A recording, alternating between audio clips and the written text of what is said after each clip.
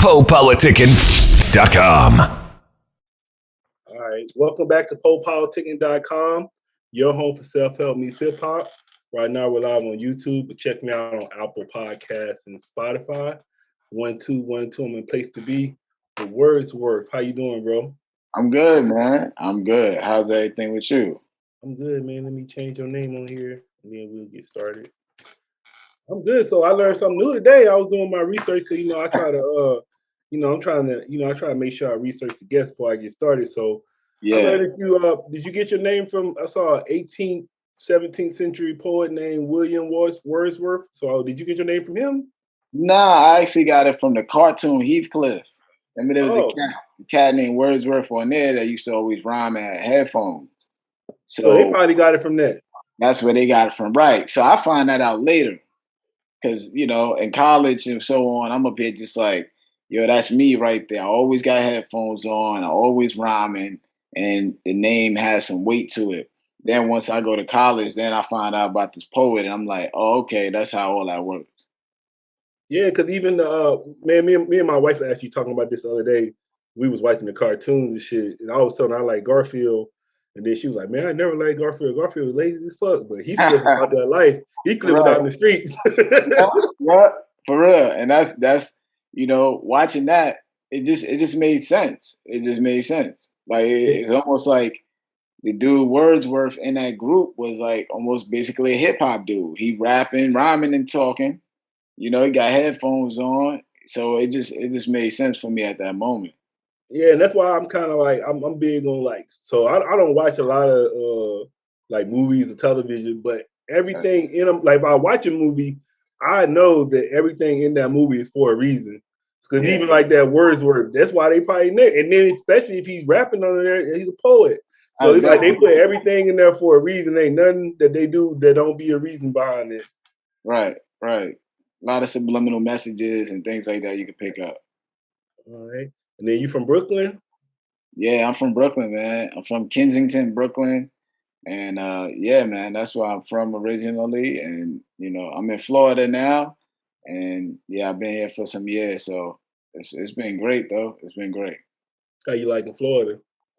When I first got here, I was like in a culture shock with it because it was so fast paced in New York. And then I just kind of like once I settled in and started actually looking for things to get into, that's when I realized it has a lot of similarities as far as this. If you want to go to open mics, you find open mics. You want to go to a studio, people got studios. So you just got to kind of like not mind moving and changing your location and then go look for what you into. I just had I had JT Money on a little while ago. So what about Wow. you? You big on like the Luke, Poison Clan, music JT like Money that? was JT Money was on Lyricist Lounge album Volume 2. Okay. So I know about JT Money, but of course I knew about him before that, but he was on that Lyricist Lounge Volume 2. Yeah, let's just go and get into it, man. Actually, a little while ago I had Thurston Howell on. I interviewed him a little while ago. I think it was last year. So Yeah. he was talking about how it started from his point of view, but I would like to know from your point of view how Lyricist Lounge started. Well, the actual Lyricist Lounge was just an event. Danny Castro and Anthony Marshall, they started holding events around New York City. And it started off in, I believe, in like one little small venue that they had. And then it became so popular, they was giving unsigned artists a place to shine. So the Lyricist Lounge actually would be in various places throughout New York. You get a flyer and you like the Lyricist Lounge is downtown Friday. The Lyricist Mhm. Lounge is midtown Friday. So that was a function that just bounced around town.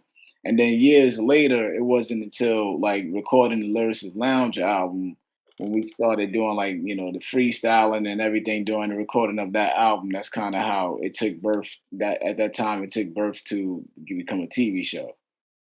Oh, so everything. So the TV show was kind of like the finish line of it.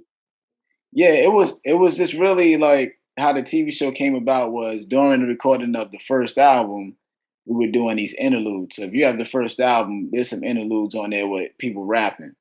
So at that same day in the studio, you had about 30 rappers there all at one time, you know. So there's no way you're gonna have 30 rappers in a room and nobody's rapping. You know what I'm saying? Because it's such a competitive thing. So at that time, my boys Wise Guy and Gaston always had beats, and everybody knows them around New York. Have a radio, always had a radio and a camera. Since then. So at that time, I was just like, well, when this camera come to me and the beat come to me, I'm gonna do something different. So I decided to do a tutorial teaching people how to rhyme at home, Hmm. and that tape, and then everybody in the room actually started asking me questions in rhyme. I was answering them in rhyme. Thurston was there, a whole bunch of people was there, and then that tape circulated and became the professor. So then a guy by the name of Jacob Septimus one day hits me like, yo, I seen this professor tape, man. This could be a TV show. And I was like, I went to his crib. He's like, yo, I'm telling you, man, be a TV show. You know, I'm mad young at that time. I didn't even know you could skip getting a record deal. I didn't have a record deal. I never really seen somebody skip the record deal then get on TV. Right. You know, so he telling me that. I left this house like, all right, man, whatever. Let me know when you think it's gonna be a TV show. Once I'm like, whatever. Yeah. Lo and behold, like maybe days or weeks later, we got audition for a pilot. So we had to create basically what the show would be like in a matter of like a week or so, and then we flew out on a Friday. We performed it on Monday. We got a pilot, and the rest is pretty much like they say history. And we had a TV show, 2 seasons. And I would say, how would you describe Lyricist Lounge to the younger generation that might have missed it? It was an open mic showcase at times, but it was actually a showcase for unsigned artists. So it would automatically have these unsigned artists. But what was smart about what the Lyricist Lounge did is they would have unsigned artists, but then the host would be somebody known. So now you come into the venue like, oh, all right. So, Q-Tip is hosting or whoever else they had hosting. And you're like, all right, so this must be a legit event. Yeah, because you like co-signing them basically. All right, it's a co-sign to some people he never heard or she never heard. It depends who's hosting. So that's how it would, and then it would just be different places all around the city, and that's how most of us met. It's kind of like being in those venues and then outside those venues rapping on the street. And then who were some of the, I guess, like you said, us. So who were some of the people a part of the show, and then who were some of the guests? Part of the venue shows, or you mean the TV show? Yeah, the TV show. Oh, part of the TV show, it was me, Master Fool, Power, Tracy Ellis Ross. Who else? Thurston was on the second season with us. Most Def. Who else was on there? I'm trying to think of. Oh, Heather McDonald, which is a very famous writer nowadays too. Everybody kind of like spun off, so which is dope. Mike Ricca. That's what's dope about the show overall, though. Like, and then Invincible, Sugar T. Who else? Man, Sugar T was on Lyricist Lounge. Sugar T was on there. My boy Abnormal. Some of the guests: MC Light, Slick Rick, Snoop Dogg, The Brat.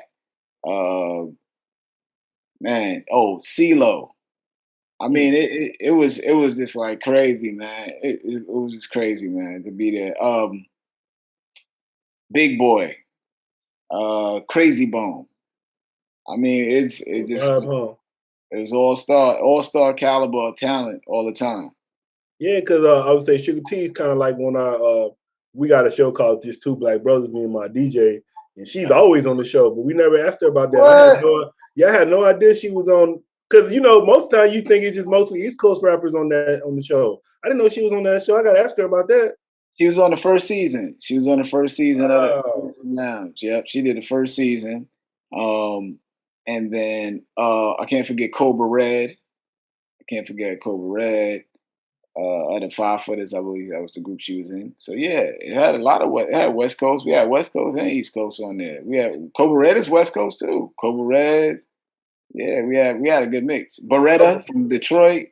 Can't forget, there's a lot of dope artists. Yeah, I can say actually. So with PoPolitickin, I'm working on turning it into like a hip hop museum. Right. So I think like Lyricist Lounge is like shit, you gonna say you going through the museum, you gonna find like, what's this? So how do you feel about that? Like basically you have something that like is etched in hip hop culture history for forever, really, if people really know what they should know. I'm always like honored and not really understanding what it is. I just kind of like make sure I keep going forward.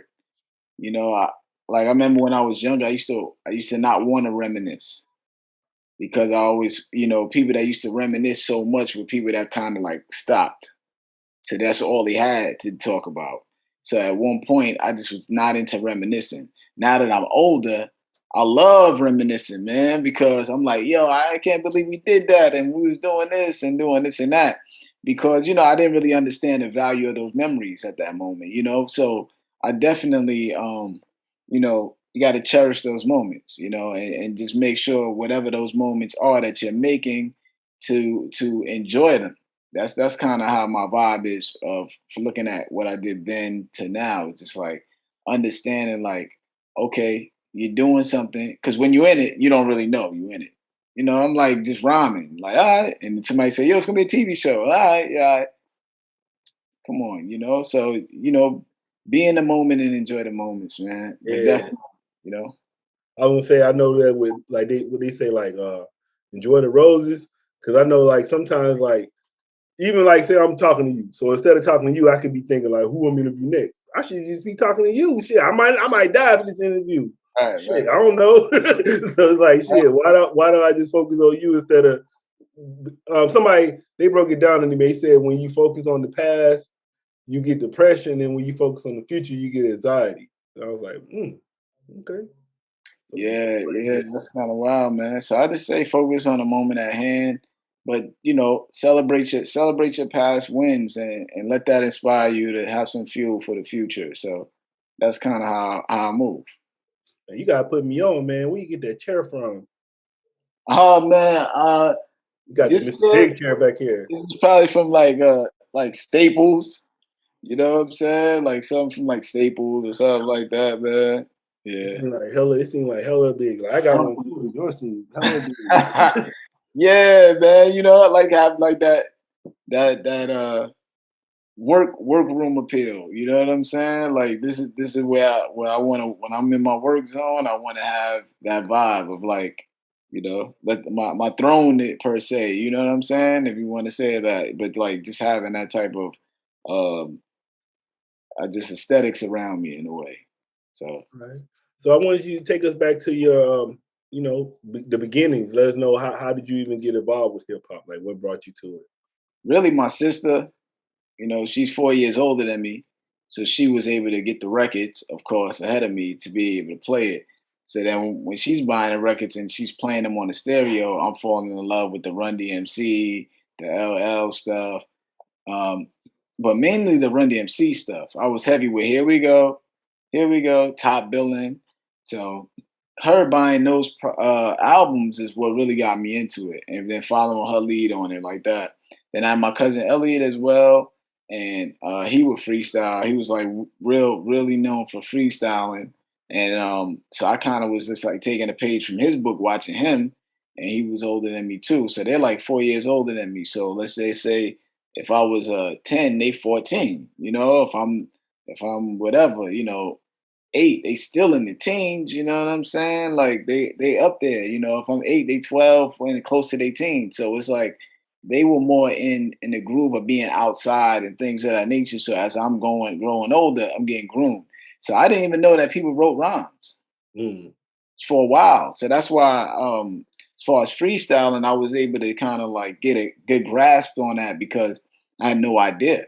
Because remember when we were younger, there was never no behind the scenes. Right.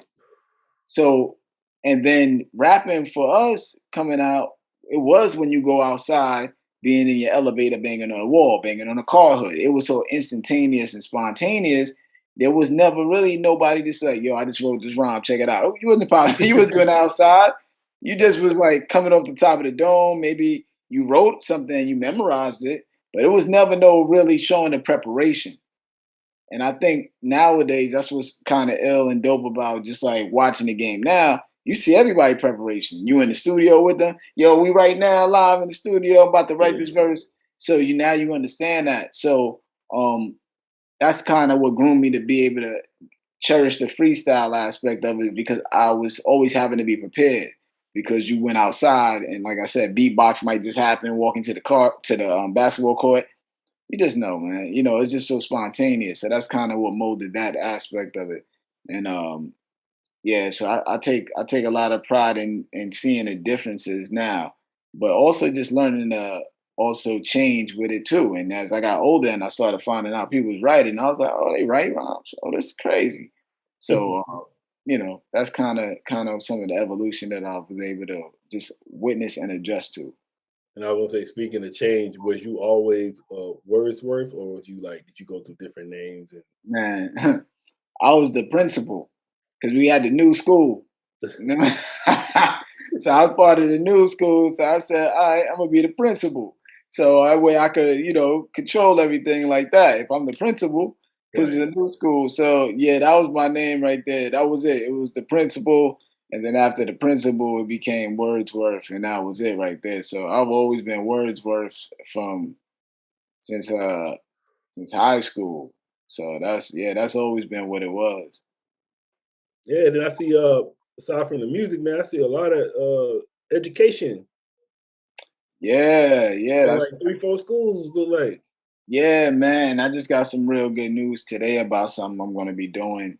But yeah, so I went to SUNY Westbury, graduated, got a BA in language and literature. Then I got a master's in secondary education at Grand Canyon University, and then I got a master's in music business from the University of Miami. So, and I'm a teacher. So now I teach TV, film, and music production. And then, so that's kind of where I'm at with it. It's just kind of been dope because when you're young and you want to do music and rap, all you dream of is knowing that you want to be a rapper, right? So I was able to do a lot of this rap stuff, and then all of a sudden it took a turn, and then it actually took a turn to bless me with something better. So to give you an example by that is how I became a teacher was I saw my daughter failing some classes and I went to school mad irate about it. So I go see the sub. The sub is a dude. I'm like, yo, what's up with the classes? Like the kids failing. He was like, yo, I'm a veterinarian. I don't really know what I'm doing up in here. So he told me that. I'm heated. I go downstairs. I wait about 45 minutes for the principal. So I told her, all right, y'all wilding up in here. Yeah, I ain't got no subs. They said there's no adequate subs. I said, all right, well, I'm going to register down at the district and become my daughter teacher. You know what I'm saying? So I went down to the district. I'm dropping the papers off. And then the lady came out, white lady caught me. And I'll never forget this. This was the illest question, biggest question of my life. She said, what are you doing? I said, I'm here to do subs. She said, you need not to be a sub. You need to be here because there's a lot of black kids and minority kids that need a black male in the school. And right there, within 3 seconds, that was it. I just changed my whole path. And because I felt like if I just said, nah, I'm good, I got music, this and that would have just been selfish. I think I did enough for myself, but also I would hold that in my heart that if anything was to occur, or they're failing in the race, or these young black kids or minorities in general, or kids overall are failing, I had a chance to fix that. So it took me about 3 seconds, maybe less than that, to say, all right, and that right there, I changed, and then I've been teaching for 6 years, um, and then it's been huge. So I go teaching. I wound up teaching. I didn't get to teach my daughter's class, but I was so adamant about it. I was there every day. And then I got her out of that class. And then I would be up there every day at lunch with her, just explaining to her why I had to get out of there. You know what I'm saying? Because she would cry, but I'd bring her McDonald's every day. I was sitting there at the McDonald's. At McDonald's, clear everything up. Come through. Dad, come through the McDonald's. Um, so I began teaching and whatnot. So I teach reading. I go in teaching reading my first year because I'm just like, I just got to get in the building, do what I could do, impact the game. Um, so within my second year, we wind up applying for a grant. And we got the grant. The school wins this huge amount of money. They knew what I already did, man, and they was like, "Yo, what do you need to change this whole room and make this add these programs?" And they let me design the whole entire room, and I wrote the whole curriculum. So I created the whole curriculum for TV, film, and music production. So you Joe Clark. I'm Joe Clark, I guess, man. That's cool. Nah, that's dope right there, man. So That's good stuff. that's where I'm at with it. And so I haven't toured overseas since that. Really, I just been doing like spot days. I do spot days. I'll fly out of town, do a show on the weekend, come back, fly out of town. During the summers I'm off, I do some stuff like that. But yeah, man, that's been the biggest blessing because like since doing that, then I went back into school, got the masters, and then all this other stuff. And now I'm doing some other stuff that's coming up, and I would have never known that path. You know what I'm saying? So it was a blessing in disguise. All the rap stuff actually wound up helping towards the education and merging now. So now they're all merged together. I can't fathom that before. I just thought I was gonna be a rapper rapping for a long time. Yeah. Yeah, I feel you on that because I got a MBA and then I got a master in psychology. Right. So yeah, I like the school thing too, man. I would say, how you feel about the far as like with the vaccine and everything now? How like they're trying to make the students to get it now? You think that's the way to go? I don't think you should force anybody with it. You know what I'm saying? I'm kind of like whatever you do your thing, man. You do you, man. You know what I'm saying? I have uh no issues with what you do with it. My thought is like I know when it was at high alert, I was not having nobody at the crib, and I know it was vice versa. Whether you was taking vaccine or not, everybody was on shutting down the crib. You know what I'm saying? Right. That didn't matter what you took. You know what I'm saying? That way everybody shut down their crib. So I mean, I think it's just like at my school, it's like optional. You don't got to wear a mask if you don't want to for the kids. You can opt out. I got no problems with that. I got no problems with either or, man. That's how I roll with it. I'm either I'm masked up all day in the school with it. You know what I'm saying? I'm vaccinated, so I just roll with whatever my decision is. I feel best for my family, and everybody got to do theirs. So that's kind of how I roll with it, man. I know people that's not vaccinated, and I don't get into no. There's no back and forth about it. We ain't even talking about that. You know what I'm Oh. saying? It's just it is what it is. Mm. And I know, like I was talking to you earlier, I had JF on the show, and I know y'all got a new project that's come out, Undivided Attention. Right. So how y'all end up hooking up and coming out with that? Me and JF, well, we met 20 years ago. Hmm. Yeah, 20 years ago. Uh, so this is how I met Mass Ace. So JF and Punchline met, and then presented doing an EP with me and Punch. And at the same time, Ace was doing a single for Strict for JF, and JF played me and Punch to Ace, and then Ace was like, "Yo, those dudes are dope. I wouldn't mind having them on Disposable Arts," and that's how we met Ace. So I've known him since then. And then JF, we all went on tour overseas, and JF was our tour DJ too. Me and Punch DJ. So that relationship has been there for all these years, for years. And then now he's been like having his fuel and fire for his turntablism and putting music out. I was on the last project, believe it or not. I did the song Jay DePina produced on there, and he was like, "Yo, why don't we do a project full length together?" I was like, "Yo, let's do it." So, check out some Jay DePina tracks. Got one from my boy Donnell Smokes, who I did an album with a few years ago, and one from Kels with the Heat, and that was it. So it was just kind of easy to do, just based on the fact of we already had a rapport, and um, with him, I see a new uh, I see a new fire lit in him to put out music, man. Like I think even more so now because it's easy to put out music in a way. You get what I'm saying? Like years ago, you running around town trying to hunt somebody down for distribution and all that stuff. Now it's like, yo, we doing it because we enjoy it. We put it out, people dig it, and that's it. I was just gonna ask you that's what motivates you. So is that what motivates you?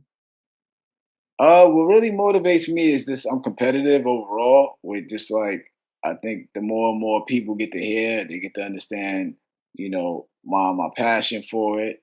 And then I just like making good music and songs that I think are. I've been trying to get to that point that you get that Curtis Mayfield feel. Hmm. You know, I hear that era is just so genuine because of the way the instruments were live. You know, so it's a different feel than maybe the computers and all that. Yeah, I was gonna say, Curtis Mayfield hits you on a cellular level. Like I Man, feel it different than listening to you. Oh, you feel it. yo, I'm Yeah, telling you, the Mayfield, the Nina Simone's, all of that eras, all that era, that Al Green era, when that music come on, your soul shifts. yeah, You feel that. It's something different. There's not yeah. many rap records that make me feel like that, you know? I would say, man, when I listen to it's like I listen to Barry White. Man, I hear that shit like I feel that shit like in my neck, my chakras. What they say, chakras. Right, right. Yeah, you Yo, hear it, man, it's a chakras like difference. It's a difference. It's a difference. and that symphony, man, that shit's so cold. That damn symphony he had, I was like, that shit's cold. Yeah, man. It's a difference. You know, it's a difference. When I hear People Darker Than Blue by Curtis Mayfield, and it's just different music. I ride with that. When I drive with Curtis Mayfield, I'm driving and I feel like I'm in slow motion. Uh, Because I'm observing everything. Got me in that vibe of just observing everything going on because it gives you like that cinematic feel listening to what's going on because what he's saying is matching what's outside when you're watching. It's a lot to it. So um I'm just in the search of that. So I think like I make music that feels good. And then I'm sure there are songs that hit people like that. People tell me there's certain songs that hit people like that. So I make songs that I feel hit like that in different arenas. I wouldn't say they encapsulate the whole Curtis Mayfield feel yet. I don't know if that's where it is, but I do feel like I'm making music that is soul shifting in certain arenas. But that's my drive. Is just trying to make soul shifting music. and I said, I think I saw you use you got a book. You put a book out. I I think got a I saw book. that. Yeah, I got a book and it came out last year. It made it top 10 poetry releases on Amazon. Okay. So yeah, it's called What Name Words. of oh yeah, you got it. Yeah, what words are worth, Volume 1. It's on Amazon, and I got another book coming out in February. Got another book coming out in February. Um, and yeah, that one is basically like if you were able to ask Shakespeare what he meant when he wrote a rhyme. Hmm. So a lot of artists, you see a lot of books breaking down other artists' rhymes and stuff like that. So you see like, but you don't necessarily get it directly from the artist. So it's me breaking down my album New Beginning, and you get to hear why I wrote every 4 bars. I break down every 4 bars throughout the whole album. So Okay. Is it written or did you make an audio book too? I did an audiobook. That audiobook is on Bandcamp. Okay, cool. I I gotta actually have check the it out. audio version. Yeah, I have the audio version on Bandcamp, and then I'm gonna work on getting it on Audible soon too, as well. Yeah, Audible just got me for 140, man. Shit. I got the yearly subscription, so I be forgetting, but it be worth it. I be every valuable investment, make sure I'm reading and shit. But I like the audiobooks, especially if you driving and shit, listen to Oh audio. yeah, I mean, what's ill too with the audio version, the audiobook version is I read. It's me, of course, reading it. That's one. I even got Master Ace did the preface in the beginning and everything, and I got him his vocals reading saying his part, and then every rhyme in there I'm redoing it live over, so you pretty much get the whole acapella of everything because it's Yeah. me redoing all the rhymes over. So yeah, it's dope. I think it's dope for people to hear. Like I said, it's not something you would hear from anybody else because nobody else has done a book that way. Yeah, have you listened to the Jay Prince, Artist Science and Respect, his audiobook? I haven't heard that yet. Yeah, it was cool. I liked it because I don't know, all my audiobooks, I like them if it's the person like on a source name. If he write a book and he's reading it most of it, Right. I like that more than somebody else reading it. So I always respect them. Like I know that really took time. Oh, They reading it. Shit, they reading it to us. So I know that yo, shit took time. crazy. It take time, man. it took me about like maybe like 6 days to do it, man. Because Yeah. you know, one, your voice gets tired. Two, you mess up reading. So now you gotta go back. Then you gotta go listen back and be like, I said that word wrong. So now you're trying to go fix one sentence in the middle of another sentence. It's no joke. It's no joke. So I'm saying, so what's up? What's next for you right now? What you working on? Uh the next first is Undivided Attention that's out right now. Everybody go get the Undivided Attention. It's on CD on fatbeats.com. The next thing that I'm working on will be my album, my solo album actually comes out February. That's done and handed in. That's produced by Kells with the Heat. And then I got another book dropping that's it's really kind of like I'm trying to aim for that Pixar world with it. It's kind of like that vibe. And then I got some other special things coming up with a university that I'm working on. So I got some stuff that I'm extremely happy about. I got the news today about it, the paperwork for it, and stuff like that. So I'm extremely happy about that. And then something you can check out right now is go to your Netflix, go to Peabody and Sherman season 1, episode 2, and see me as a cartoon, me and Prince Hmm, Paul rapping. So you can okay. see us, you can see us on there right now as a cartoon rapping, which What I you feel think about is that? always that's always incredible, man, for me, man.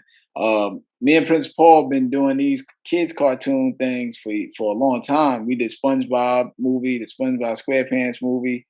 We did Dexter's Laboratory, hip hop CD. We did a thing called the Dino 5. So the Peabody Sherman one is just real special because it's there every day. So there's always somebody new hitting me up like on Instagram. Yo, I'm watching TV. My kid watching TV, and Wordsworth come on TV, and that's incredible and exciting. And then like just getting music and movies. So had music and power. Saint Judy. If you watch the movie Saint Judy, Criminal Minds. I mean, there's just all these other avenues that I'm really exploring other than the music. So I love doing the music, but at the end of the day, the music is more becoming complementary to me being an author and all these other things. Yeah, I said I hear multiple streams of income. Yeah, you know, I just been on some vibe of just like making as many IPs as I can. So I'm just That's creating, intellectual properties, right? yeah, as many as I can. So like I got other books that I'm working on, and because I'm older, so I realize where I am with what I do. So I see where I'm going with it from a level of being a spokesperson, being on these panels, getting, maybe, at some point getting hired to maybe read a passage out of my book to open up a store.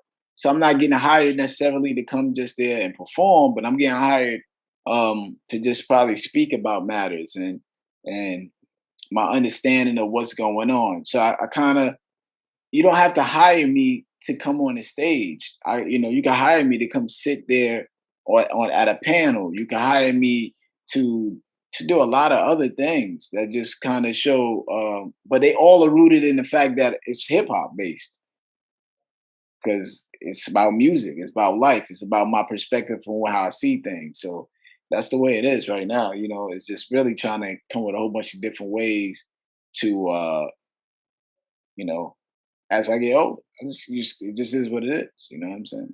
Yeah, I was gonna say too, because I got like two little kids, like they both under 2 years old.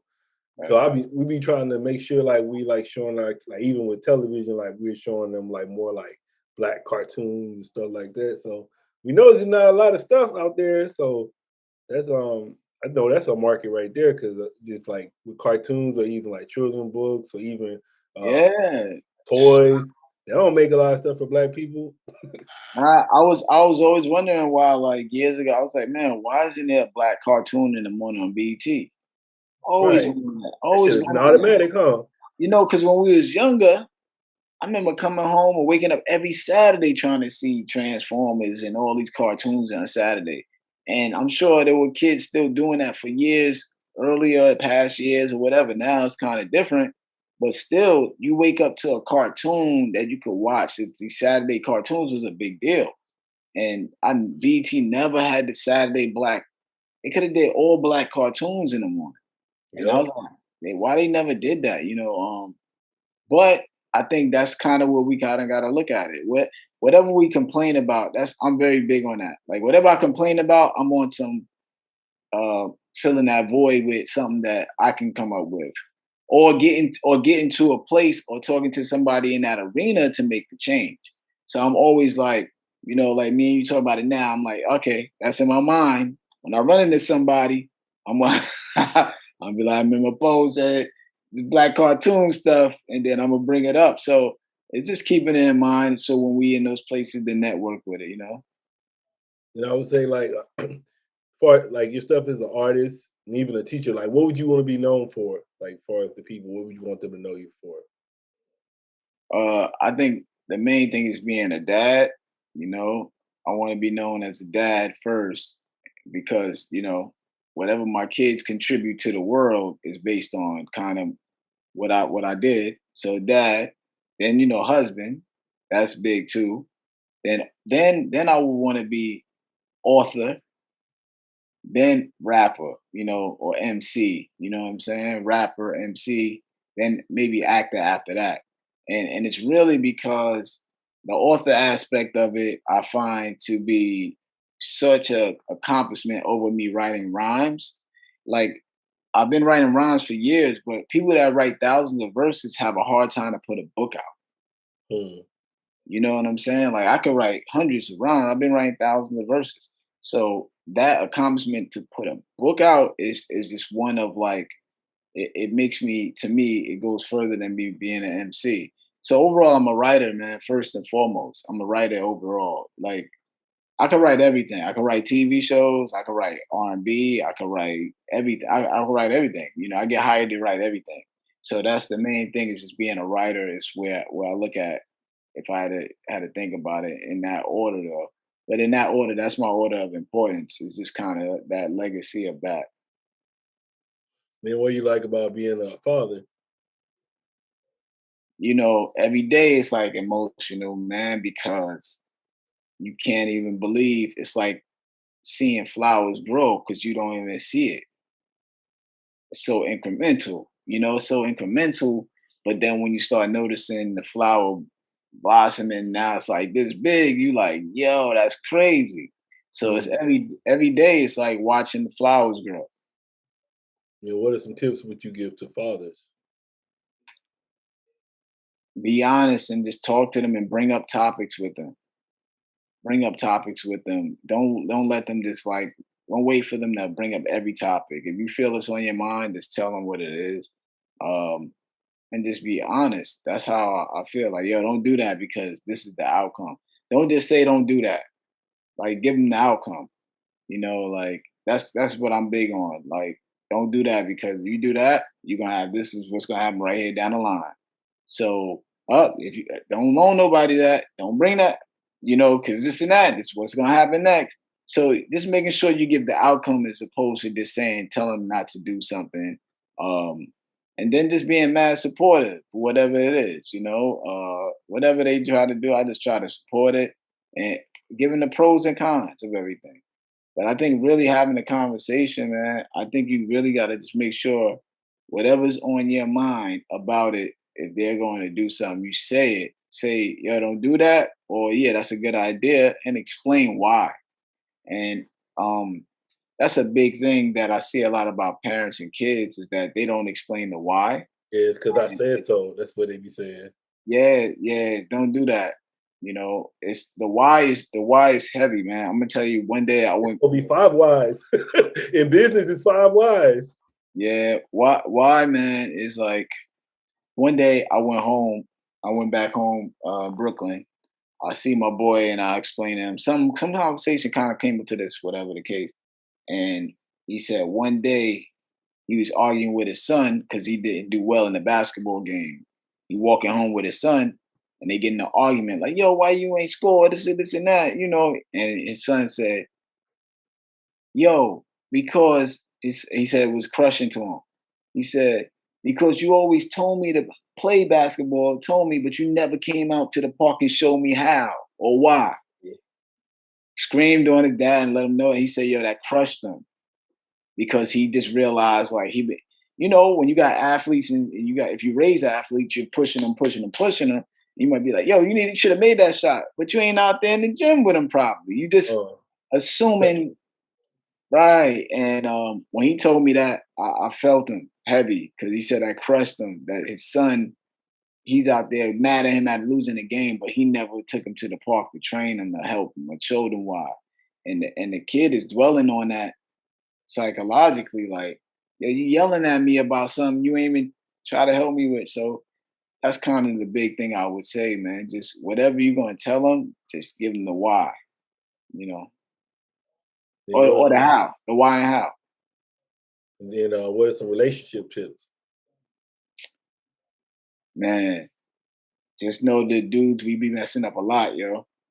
Just be real with yourself, man. Be real with yourself as a guy, man. Like we so caught up in the hustle that we miss sometimes the time and the little things, you know. So just be real with yourself. Like when you're falling off, you just gotta be real with yourself and catch yourself falling. I've been with my wife. I want to say, if I'm right with it, 25 years. Damn, what's up? Yeah, we've been together that long. So we've been married 16 out of that 25, 26, so about 26 years. Yeah. But it's really just, you know, listening and listening without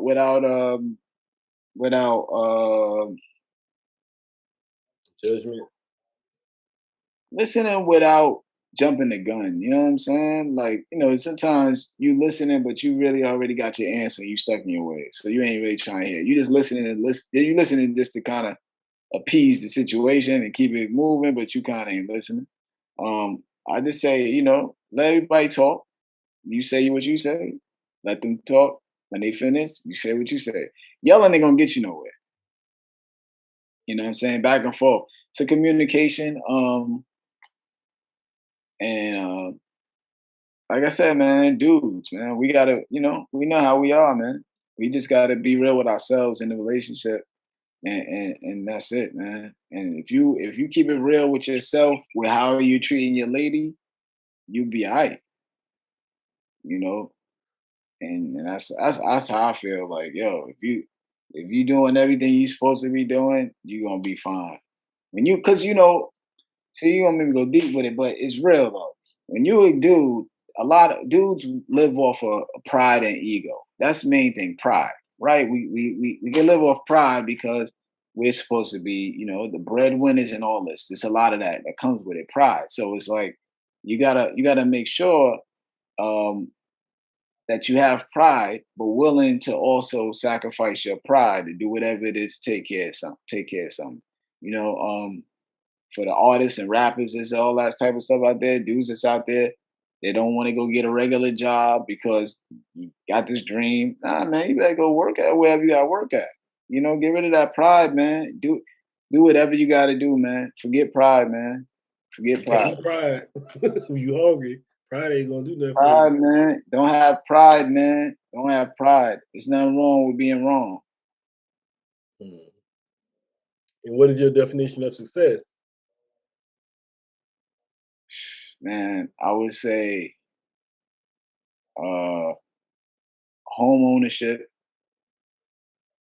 uh, and then teaching my kids about home ownership and credit and knowing how to save money and me being able to have them save their money and not have to use their money when they work and stuff. They don't gotta pay for nothing for with me. I don't nothing to save your money. Cause then that way at that age and stage that they are, they'll have way more money than I did at that age. But now they know what to do with it. You know what I'm saying? So it's just really I think that's what I measure success.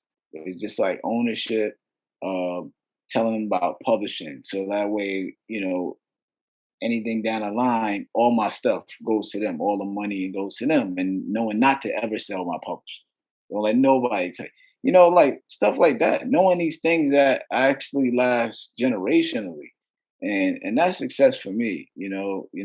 They have in a house when it's all said and done, they can chill and then live out their dreams, knowing that they got a roof over their head. A lot of us come up with this pressure of paying the rent and hustling for the mortgage and this and that, and some of us still do it. I mean, I work every day to pay mortgage still. You know what I'm saying? Stuff like that. But like the pressures of it, you want to alleviate that from the kids and generationally, right? So one of the main things I always say is like I want to have grandpa's cabin, because a lot of other families have that. The white rich families might have that, So I just want to have a grandpa's cabin, man. And Is that's it? like a lot of rich families that are well off always have a cabin in the woods that they can Oh, go on vacation. You oh know what I'm yeah. You talking saying? about like we got this shit out here called Big Bear. Yeah. You know what they do too? They only be there for like what, twice a year, and then when they ain't there, they rent that shit out the rest of the year. That's what I'm saying. So like a lot of people generationally having generational wealth and things like that have these cabins and homes and stuff like that. So it's just like I wanted to have grandpa's cabin, so that way they could always go away two weeks out of the year, and then the other family members could use that same Right. spot. You know what I'm saying? So that's success to me, man. Is the no worries about roof over your head and go do your dreams and know you got somewhere to come back home to. Yeah, I want to say, why is home ownership important? Yeah, because once you own a home, the taxes you can come up with the tax money probably just working a part-time job for like 2 months. You know what I'm saying? You could really just kind of like you got to save money because in case some issues with the roof and little things like that. But like overall, once you own the crib, the taxes on it, you can pay that off of just maybe your hustle, right? So if you get the crib and you got the crib paid off and you want to do music full time, you can do the music probably full time and be straight because you just got to pay the taxes, which are just like annual. Or you can put money aside in escrow and all these other ways of just saving your money up to Yeah. take care of a lot of that stuff. You know, um, so that alleviates a lot of that stress. In which, when you look at a lot of people that are, I would say, successful in some manner generationally, they don't have a worry about a roof over their head. They pass it down to the kids. The kids got their house already. They got this place to live.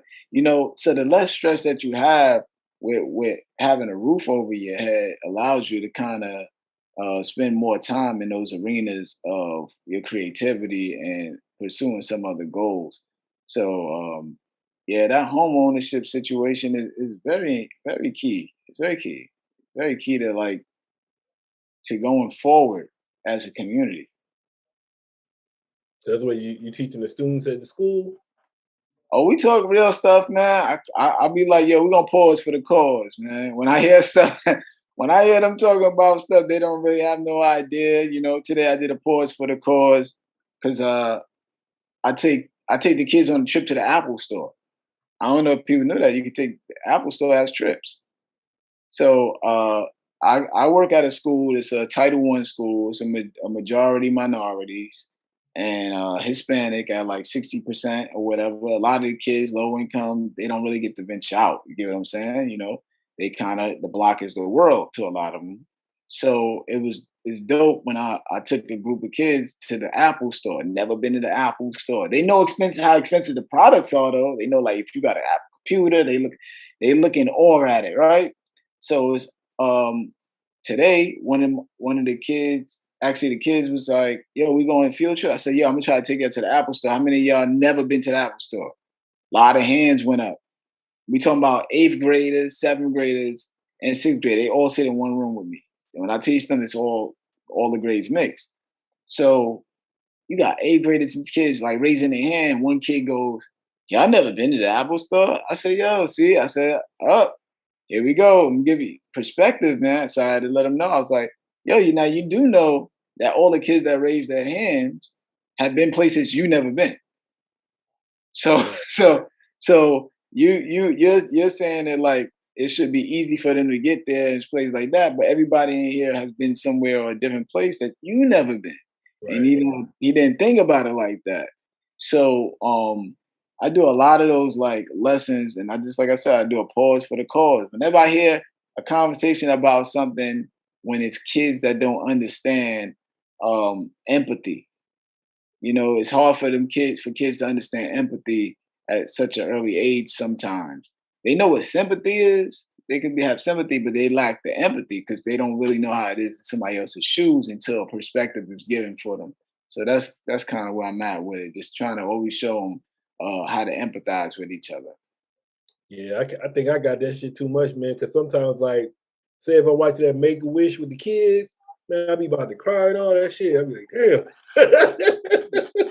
So I be like, I think I got too much empathy. I'll be feeling people like sometimes. Say if I'm watching, you know how people hurt their leg and shit. I Yeah, feel that shit like I hurt my leg. I'm like, oh shit, me be yeah. hurting this shit. Like, damn, I can feel it. Yeah, Shit yeah, like that. because yeah, empathy. If somebody had to ask me what's one thing to study in school, like I wish kids can empathize because that's where all the disses come from. Like, oh, you got on the rejects, you got on this and that because they don't have no idea of how it feels for their family to probably can afford that for that kid. Right. It's a lot of that. That empathy is one of the biggest words. That's missing in the vocabulary. And kids don't know what it means. I asked them, I said, yeah, I know what empathy means. They didn't know what it means. So explaining it to them, I think it's very big to explain it. And then what advice would you give to new artists?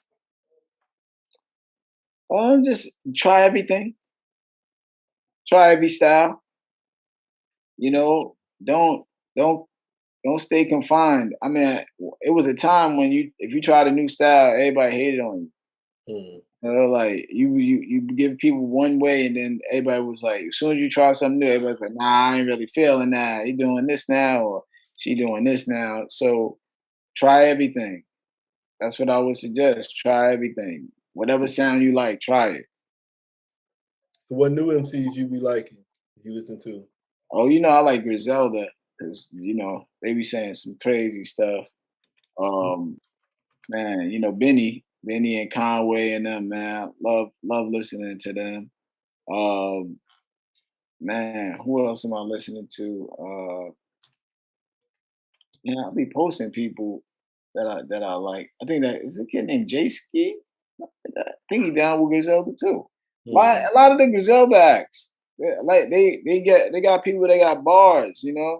So I would say I stay in that realm of people that I listen to that's gonna make me want to write. I said, So that's what you think about Lil Nas X? I'm alright with. I mean, it don't bother me. I don't listen to Lil Nas X, so it's he Oh, doing what he do.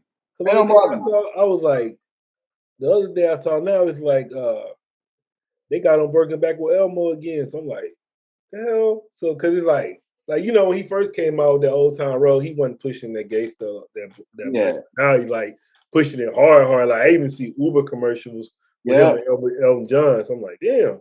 But now, so I'm like, man, what they got to do doing? I was like, I I don't think even know. I think like for him, like how you say when he first came out with the Old Town Country Road, it wasn't really that much notoriety about it, if not any at all.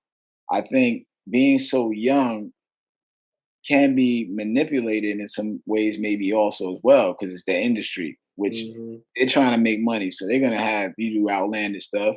And then depending on his mindset, he's gonna exacerbate it. Like, yo, I'm going, yo, because still young. I mean, that's a young kid. If I'm right, that's a young kid. So Yeah.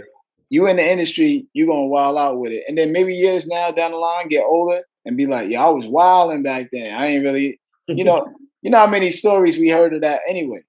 And it ain't got nothing to do with Lil Nas X, just a regular artist that was like switch their style or did something crazy, and they'd be like, "Yeah, I was tripping back then."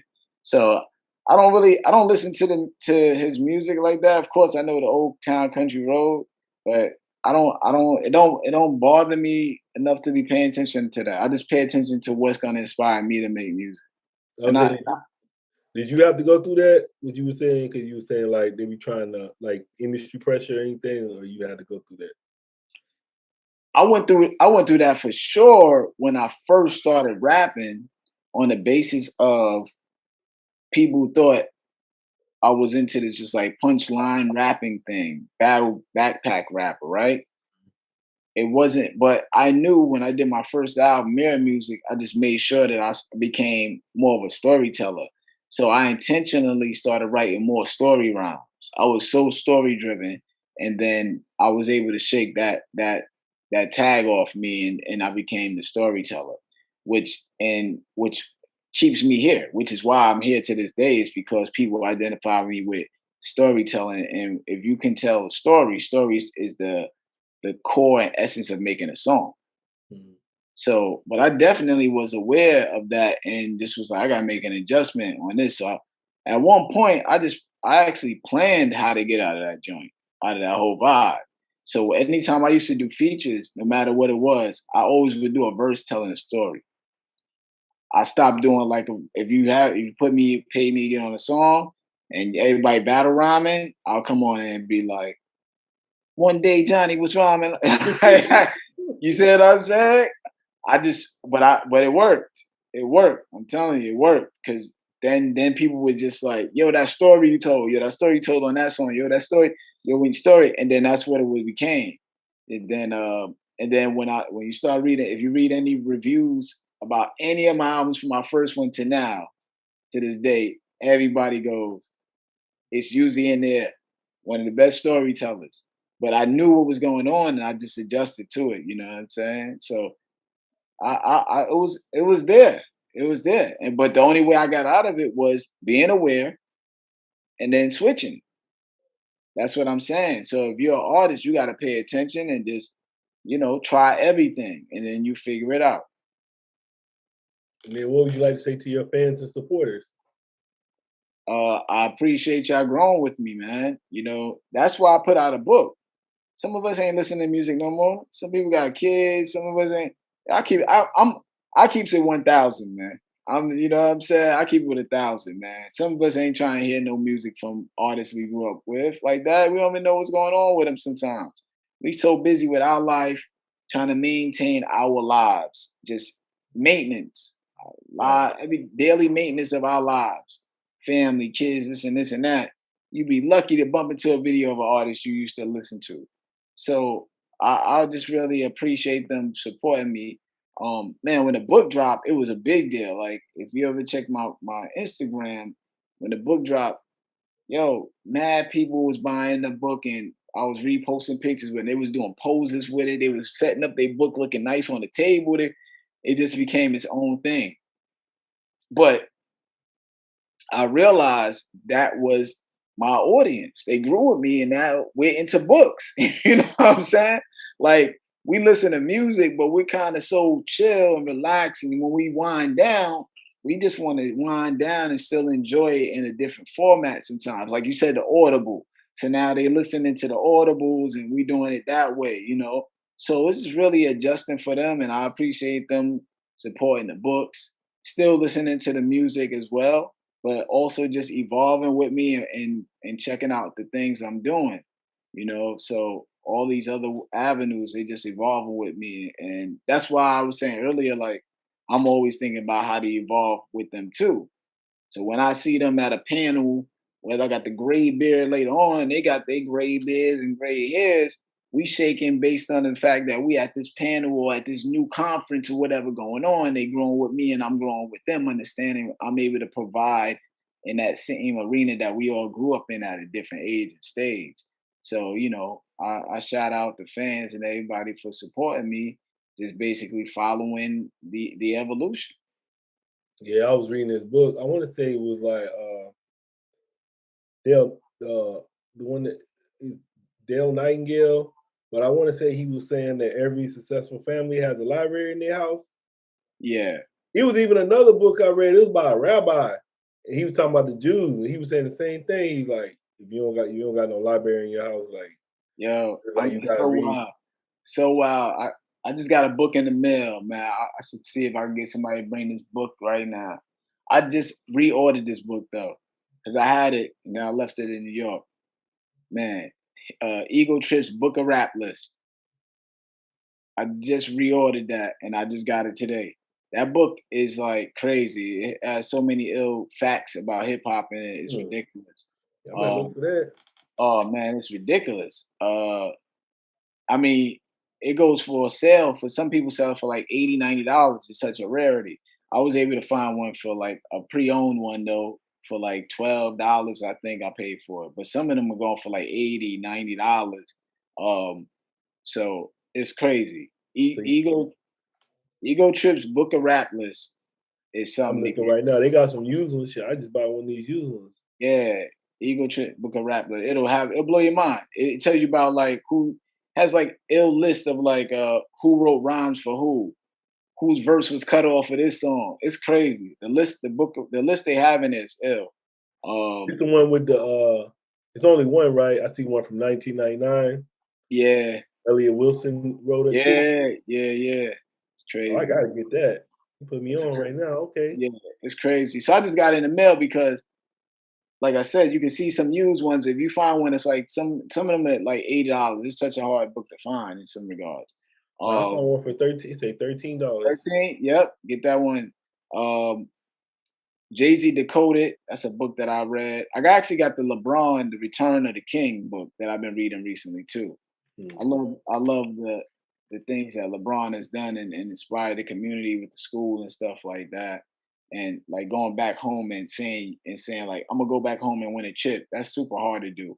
So just like kind of to take those goals and just like say you're gonna go back and do something. I'm inspired by that. I got what's the Babylon book? I got my boy sent it to me. Uh, I got the Babylon book about learning how to like make money and spend money and save money. It's ill. Hmm. Uh, is it the King of Babylon? Something like that. Like my boy just gave it to me. Crazy book. Uh, some other books I got. Man, I got a whole bunch of other books. I got some industry books. Um, but yeah, those are some of the books that I read, man. But definitely, I get inspired like stuff like that, like the Return of the King. I'm inspired by LeBron's journey, man. I'm inspired by that. That school he got opened up and paying for every kid that make it to college from.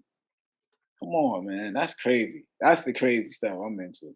That shit was crazy because he ended up getting vaccinated, but then they were trying to get on talking about some oh, he should have told the other players to get it too. I'm like, Yeah, man, he ain't gotta do that shit. They be trying to make him do everything. yeah. They want him to say everything earlier and all this and that, man. Yeah, I that shit crazy. I stay out of that. I just want some vibe of like he opening up schools and scholarships for every kid that graduates, goes to college from that school. If you started that school and you end up going to college, it's paid for. You know what Shit. I'm saying? Like, man, it's a lot of unbelievable stuff I get inspired by, man. Just like, inspired to aspire. Shit, I might have to move out there so I can get my kids in that school. Yeah, Shit, but man. I'm gonna move to Akron real quick. Shit. Yeah, man. And then like looking at that school, I remember I applied to that school too, and they was digging the situation, but I was just like, that's a whole new move, if I was to go that route. But I definitely applied to that school. Oh, I was so taken away by it, like man, this is crazy. Um, so all right, man. I want to say thanks for coming through politicking with me. yeah, thanks for having me, man. Just great time, just kicking in about everything and anything. That's what's up. You got anything you want to leave your like social media and everything? Any shout Yeah, outs? hold on one second. I got this book real quick.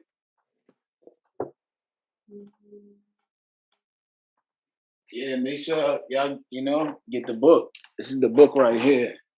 Well, Words are Worth, Volume 1. They got the picture of me on the back, my little graduation situation there. Um, so check this out. What Words Worth, Volume 1. Um, man, I got stories in there too, man. Pictures from when I went to South Africa and everything like that. It's a well worth it book. And yeah, Wordsworth BKLYN on Instagram, Wordsworth underscore EMC on Twitter, and I'm on Facebook as well. You go to my fan page, Wordsworth, and you can hit me up on there. And yeah, man, I appreciate it. All these things. Just make sure whatever you're doing out there, stay inspired. And we all got pride, but you do what you got to do until you get